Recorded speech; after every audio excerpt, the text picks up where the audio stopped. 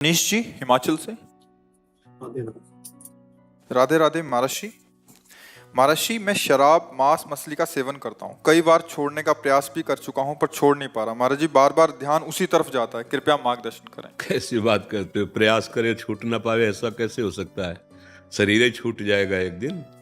फिर ये गंदी बातें क्यों नहीं छोड़ सकते? आप इतने कमजोर हो गए हो कि या देख लो आपको मन कितना तोड़ दिया कि आप कहते हो मैं छोड़ना चाहता हूँ, छोड़ नहीं सकता। ऐसी ये बात तो हमारी समझ में कम आती है कि आप छोड़ना चाहें और फिर वो छूटे ना। ऐसा कैसे हो सकता है?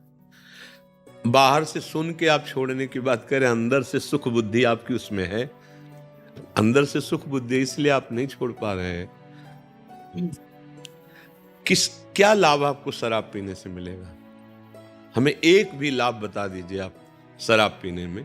शास्त्रीय निषेध तो है ही, पंच महापापों में ये रखा गया है शराब, लेकिन लाभ क्या है इसमें आप बताओ।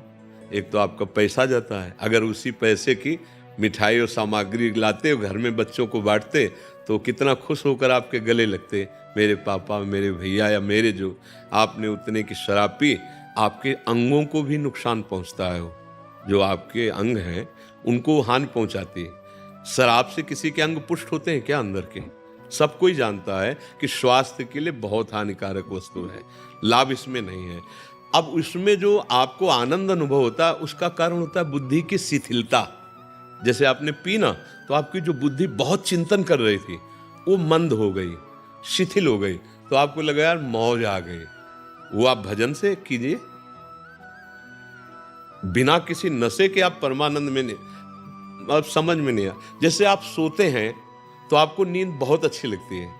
आप 5-6 घंटा सोने के बाद देखो कैसा अनुभव होगा। हाँ, ऐसा अनुभव होगा ना। क्या खास बात रही? 6 घंटे संसार का चिंतन नहीं किया, उसके खास बात ये रही कि बुद्धि 6 घंटे संसार का चिंतन नहीं की, इसलिए वो सुख का अनुभव कर रही। तो जागृत में भी ऐसी अवस्था की जा सकती है कि भगवान का चिंतन करते हुए सद्भावना से आप तो देखो 6 घंटा आप जो नींद लेते हो उसमें जो आपको सुख मिलता है वो संसार का चिंतन छोड़ने के कारण है।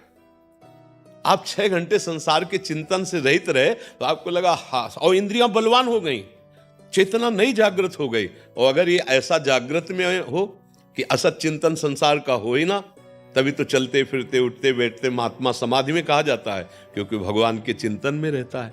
भैया, जो शराब से तुम या किसी नशे से आप देखो, गंभीरता से देखना, वो तुम्हारी बुद्धि को शिथिल करता है, तुम्हारी चेतना शक्ति को शिथिल करता है। तो तुम्हें लगता है कि बहुत मस्त है। जहां तुम्हें हाथ रखना चाहिए रखने के सामर्थ्य नहीं, जहां पैर रखना चाहिए वहां रखने के सामर्थ्य नहीं, जो तुम्हें बोलना चाहिए बोलने के सामर्थ्य नहीं, तुम्हारी सामर्थ्य को वो दबा दिया। तो तुम उसको क्या मानते हो कि वो बड़ा मौज आ गई, बड़ी मस्ती आ गई। नहीं, आप लोगों ने तो देखा होगा, हमने यहाँ देखा अपने वृंदावन में, जब रात्रि में आ रहे थे तो एक छोटी सी नाली थी और एक भैया जी यही पान किए हुए थे, तो अब वो नाली को ऐसे देख रहे जैसे समुद्र पार कर ला। बार बार पैर ऐसे उठाते फिर ऐसे करते, आखिरकार वो छोटी सी नाली में उसी में गिर गए। अब बताओ क्या ये सुख है सर आपका? जहां हम पैर रखना चाहते हैं वहां रखने की सामर्थ्य नहीं, जो हम बोलना चाहते हैं बोलने की सामर्थ्य नहीं, वो हमारी चेतना शक्ति को दबा रहे। कोई भी नशा होता है वो हमारी चेतना शक्ति को बढ़ाता नहीं है, वो दबाता है। आप किसी भी नशेबाज को देखिए, आप वो चेतना शक्ति को लुप्त। तो आप ऐसा नाश क्यों कर रहे हैं? अच्छा, जैसे मांस की बात है, लोगों का ये कहना होता है कि भाई मांस से हमारे को बल मिलता है। नहीं भाई, तुम्हारे को मांस से बल नहीं मिलता है।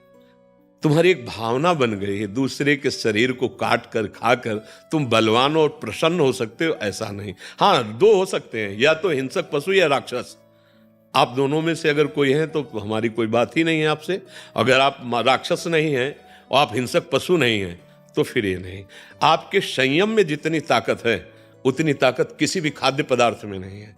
संयम से रहिए, और नमक रोटी भी खाएंगे ना आप तो आप पुष्ट रहेंगे, आप प्रसन्न रहेंगे, आप मुस्कुराते नजर आएंगे। अभी बेचारे दीनहीन पशु पक्षी, मालूम मुर्गा है, ये सब अभी तो राक्षसी भाव है हमारी समझ में। आप अपने लिए बहुत हानि का कार्य कर रहे हैं। अच्छा, अब जैसे वे विचार है, तो आपने जो पाणी ग्रहण किया वो तो धर्मयुक्त है, तो शरीर तो वही है ना भाई। रूप का चमड़ा अलग अलग हो सकता है, लेकिन बनावट शरीर की तो वही है ना। तो अगर विवेक से देखो, अगर तुमको वहां सुख नहीं मिल रहा तो तुम्हें पापाचरण करने में कहां सुख मिल जाएगा, क्योंकि शरीर तो वही है ना, अंग तो वही है ना। तो मन को अगर हम शांत रखकर अपनी पत्नी को अधिक से अधिक प्यार करें या अपने पति को अधिक से अधिक प्यार करें तो गृहस्थी बड़ी सुख भरी हो जाए। और धर्मयुक्त है, कोई उसमें पाप है नहीं, बड़ा मंगलमय जीवन। पर मनीराम को न समझाने के कारण अब उसमें सुख तो है नहीं जो हमारी चाह है। हमारी जो चाह है सुख की वो वहां है नहीं। अब हम बदलने लगते हैं, इस शरीर से उस शरीर, इस शरीर से उस।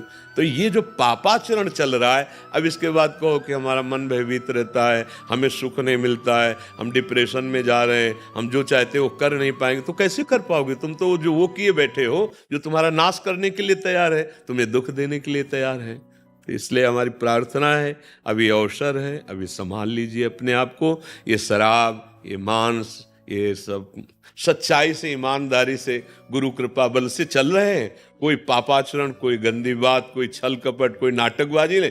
हर समय हृदय आनंदित रहता है, क्योंकि प्रभु साथ है ना। अच्छा, मरने का भय लगता है तो हम उसके लिए तैयार हैं, क्योंकि जिससे जो भयभीत करने वाली बातें हैं वो गुरु कृपा से है नहीं। तो लगता है शरीर छूटेगा, और जिसके लिए जीवन भर भजन किया उसके पास जाना है, तो डरना क्या यार, उनके पास जाना है ना हमें। तो हमें डर है नहीं इस बात का। तो ये हम बातें इसलिए आपको बताते हैं कि ये आप भी तो धारण कर सकते हो। बिल्कुल नहीं भाई, हमारी प्रार्थना मानिए, छोड़ दीजिए, नहीं तो फिर प्रकृति आगे दंड देगी, तब आप छोड़ देंगे। छोड़ना तो सब कुछ यहाँ पड़ेगा ही। तुम कुछ छोड़ो या ना छोड़ो, सब कोई तुम्हें छोड़ रहा है। देखो, बाल्यावस्था छोड़ के जवानी आई, जवानी छोड़ के बुढ़ापा की तरफ कुछ पकड़ पा रहे हो क्या? सब छोड़ रहा है ना तुम्हें। तो अगर पहले से छोड़ दोगे तो बुद्धिमान हो जाओगे, भगवान को प्राप्त कर लोगे। जैसे कोई चद्दर हमारा छीनेगा, हमें पता है गेट के बाहर, तो हम पहले उतार के हाथ में रख लेते हैं, ये ले लो भाई, झगड़े की जरूरत नहीं। तो माया छीन लेगी। सुत बनितादि जान स्वार्थ रत, ना करु नेह तभीते, अंतहि तो ही तजेंगे पामर, तू न तजय वहीं ते, मन पचितई है अवसर बीते। गोस्वामी तुलसीदास जी कह रहे हैं। तो पाप कर्म काहे कमा के जाओ, ये खेती है मनुष्य जन्म। आप नारायण बन सकते हो, आप भूत बन सकते हो, आप मनुष्य बन सकते हो, आप नाली के कीड़ा बन सकते हो। आचरण आचरण आचरण तुम्हारा अगर सही है तो सच्ची मानो, बिना कोई सुख सामग्री नहीं, पर हृदय आनंदित रहेगा। और आचरण सही नहीं तो जलोगे। बड़ा पुण्य किया महाराज नहुष ने, और बड़े यज्ञ किए तो देवराज इंद्र पदवी मिली। देवराज इंद्र पदवी कोई छोटी मोटी थोड़ी, त्रिभुवन का स्वामी है। अब नशा चढ़ा पद का भी नशा होता है ना। कोनर अस जन्मा जगमा ही, प्रभुता पाई जाय मदना। अब उनको लगा हम त्रिभुवन पति, हमारी आज्ञा सब। तब उन्होंने कहा कि भाई देवराज इंद्र जो पूर्व थे उनकी पत्नी सेवा में आवे। अब इतनी अप्सराएं हैं, इतनी सुविधा है, लेकिन पदाभिमान पापाचरण के लिए प्रेरित किया। अब वो भाग के गुरुदेव की शरण में गई, बृहस्पति जी की, कि भगवान अब आप ही हमारी रक्षा कर सकते हो, और आपने वचन दिया था कि तुम शरणागत हो, जब कभी कोई दुख पड़ेगा। तो अब भगवान इससे बड़ा दुख क्या कि अब ऐसा है, त्रिभुवन पति पद पे बैठा हुआ है और इसकी आज्ञा का पालन करना होगा। तो उन्होंने बहुत बुद्धिमानी से कहा, हाँ जाओ, कह दो कि हम तुम्हारी शर्त स्वीकार करती हैं, पर अभी तक जितनी सवारियों में हमारे महाराज इंद्र आते रहे, आप उनमें से एक भी सवारी में मत आए। आप कुछ ऐसा अलग आए सवारी में जिससे हम प्रसन्न होकर आपका स्वागत करें। तो वो पूछेगा तुम कि क्या सवारी से? बोलो तुम ऋषियों की सवारी करके, ऋषियों को से पालकी ढुला के आओ। बोले सर्वनाश की जड़ यही होगा उसके, वो अभिमानी समझ नहीं पाएगा, मारा जाएगा। ऐसा ही किया। सची जी गई और कहा कि हम आपकी जो आज्ञा गई थी उस पर विचार किया है। तो कभी एरावत पे देवराज इंद्र आते हैं, कभी विमान पे आते हैं। हम चाहते हैं आप ऐसे सवारी पे आओ कि आज तक कोई इंद्र ऐसा किया ही ना हो, तो उसका आदेश कीजिए। तो आप सप्त ऋषियों की पालकी जुतवाओ और उस पर बैठ करके आओ, और शीघ्र आओ आप, हम आपके मिलन के लिए महल में इंतजार कर रहे हैं। अभिमानी आदमी, पापाचरण करने वाला, ये जान नहीं पाता कि मेरे नाश का कारण क्या है।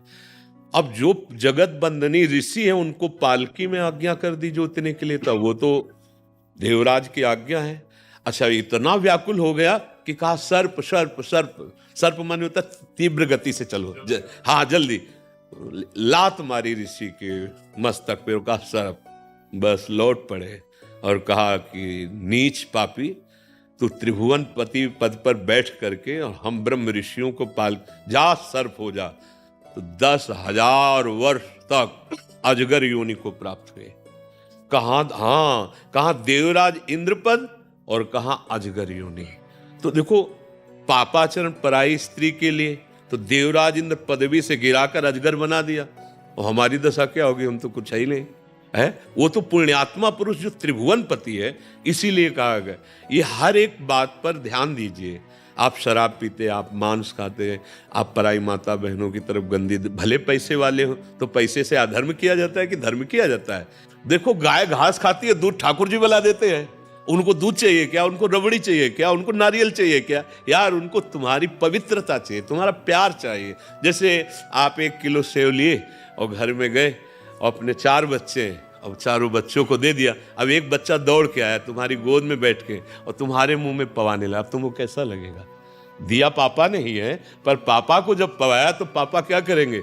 उस सेव को अपने हाथ में ले लेंगे, उसको गोद में बैठा लेंगे और स्वयं पवाएंगे। ऐसा ही भगवान का भोग लगता है। तो दियम वस्तु गोविंदम, तो आपने दिया है प्रभु, आपको समर्पित है। वो बात अलग हो गई।